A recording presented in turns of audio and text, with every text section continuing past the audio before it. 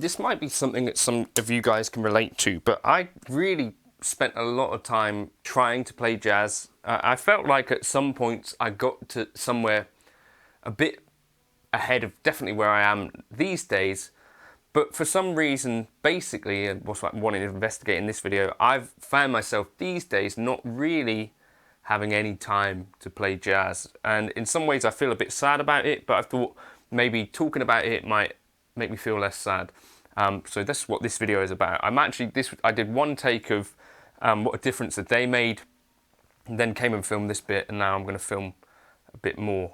But yeah, this camera hasn't stopped recording. So that was one go at it, which actually I think is kind of what jazz is in some ways about.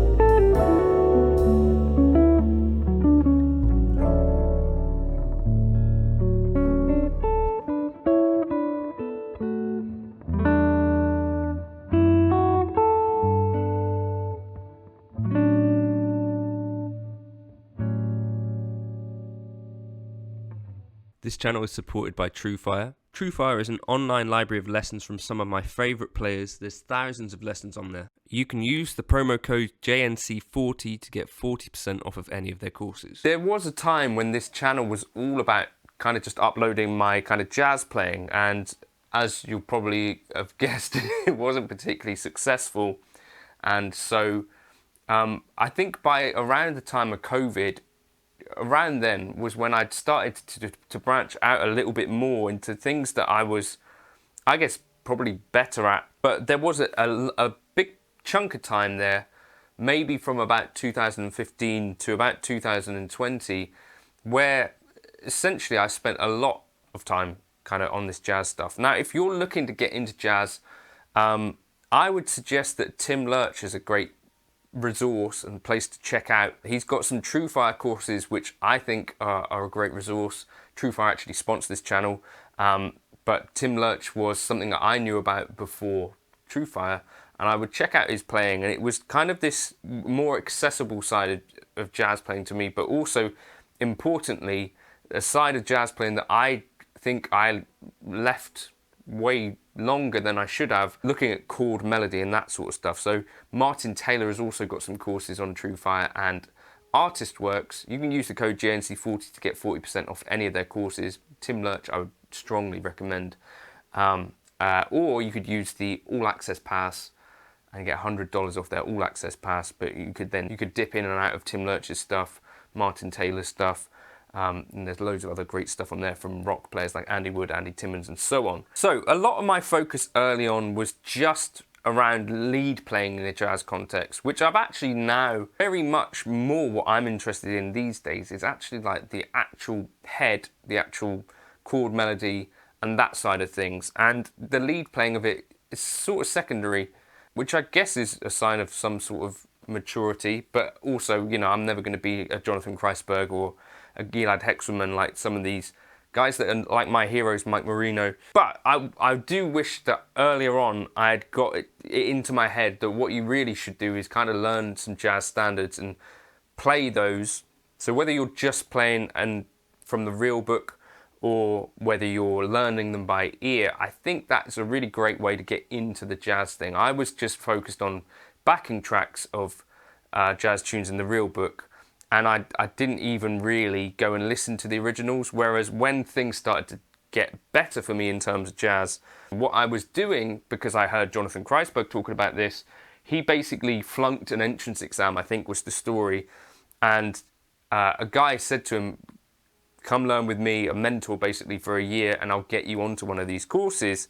And his advice was around this idea of learning a tune a week, essentially. So this is the thing, it takes quite a lot of time to really learn a tune in a way that you can comfortably sort of play it. So take a song a week. So for instance, What a Difference a Day Made would have been one of these songs that I would take in a week. And the first kind of 2 days you're spending finding versions that you're wanting to listen to and just playing along with the melody and starting to work out the chords. And then gradually through the week, what I would do is start to work up like an arrangement. And so I would upload on a Wednesday work, which would show some sort of like in-between phase where I'd just play with a solo guitar and I might have worked out some bits and pieces. So you might have like... So I'd be kind of that, and I'd take each part and try and work out where the melody would sit nicely and I could play some chords. So that would often be... You want to keep your melody possibly like on the G, B and E string.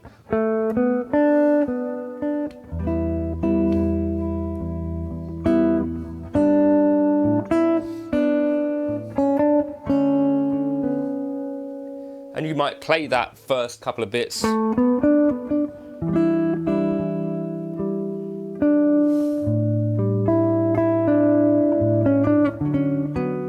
And try and work out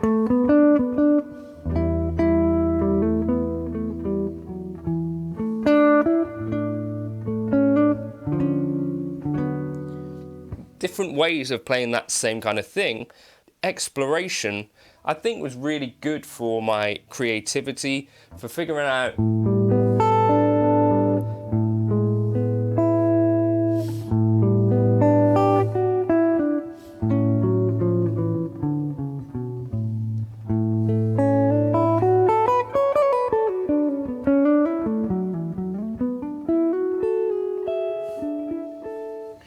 different ways to play like the same melody but accompanying it with chords at the same time. I think this is actually a really fantastic learning opportunity. Like solo guitar is so taxing in terms of like the mental stuff that has to go into it and the actual time. So that this is for me why I've basically had to stop, because if you think like, I guess most of you guys will have a full-time job, there's only certain things that you find time to practice on guitar. And for me, kind of my full-time job has been making videos as well as like learning gigs for the weekend and learning sets. Like I've talked about that, you know, a couple of weeks ago, and certainly June was a tough month in terms of balancing, and May, learning a lot of tunes as well as doing my job, that, and also having a kid, that kind of having time to just really listen over and over again to a jazz tune and, you know, play 2 bars at a time and try and figure out an elegant way to move between these shapes. It's just not something I've got time for right now, but I think it's such like a good exercise and such a meditative thing that I think it's definitely something I'm going to try and get back into at some point. I don't know when that will be, but I feel like the jazz thing is a thing that will be there for you as you kind of get older as well. It just seems to me to be like a really cool place to be, but I just don't have that much time these days. There is still like a big chunk of chord melody stuff that I have got up on my Patreon, and one of the ideas that I had really was about kind of condensing the things. So instead of it being this thing where I had to learn a tune every single week, what I thought was, well, what if I actually revisit tunes more often? Because folks that you see like touring jazz, they're oftentimes playing the same set for an entire tour, or, you know, you check out like Bill Evans and Jonathan Kreisberg, all of the greats, like they have like set standards that crop up in their playing from time to time, and, you know, great recordings throughout the years. It's not that they're playing every single standard that ever existed. There's like curation of like playing your favorite standards or playing the ones that you find get you the most joy and that sort of stuff. So some element of that I think is going to be something I have to kind of consider. But also there was this little phase that I had of kind of learning like tunes that were a little bit more out there for me, like maybe some Wayne Shorter stuff, that was really kind of taxing in terms of like, well, how would I do that? How would I improvise over that? These days I just don't have time to deal with that, and I don't know if you guys maybe relate to that. But that for me is basically why jazz has kind of is taking a back seat for now. I try and dip in occasionally, but I don't know if anyone was wondering why I don't play jazz that much anymore. Maybe it was obvious. But also in terms of gigs around here, they're not paid very well, or they're a long way away. And so for me, the stuff that actually I can earn some money doing is playing like wedding gigs. And there might be some cool for some of this stuff on like the duo stuff in the daytime, like play some Norah Jones, play some Summertime, play a couple of jazz standards, maybe to some extent. But really, like, there's not been much professional fruit from it for me. And I guess maybe that's because I started jazz a bit late. Maybe I'm just not very good at jazz, and that's totally two true things. But that's also kind of part of the motivation about why I kind of chilled out on the jazz thing. But if you did want to check out some of that stuff, it is on Patreon, like What a Difference a Day Made. Maybe I'll upload this backing track again with the chord melody in case you were, you know, wanting to try that. But I think it's definitely a skill that some of my favourite players, or an interest that some of my favourite players have had, like whether it's Eric Johnson, Andy Timmons, Tim Miller, like a lot of them dip into the jazz stuff. Even if jazz isn't their primary focus, it's like they've got a secondary study, like Andy Timmons, you know, where they do get into this stuff. I think it really helps in terms of ear training and, you know, theory and those bits and pieces, and trying to do something that's a little bit out of your comfort zone on guitar, I think is a good idea. Let me know your thoughts in the comments. Have you got into this jazz, you've got out of this jazz, can you dip back in and out? Is that something that you found possible? Let me know your thoughts. Cheers.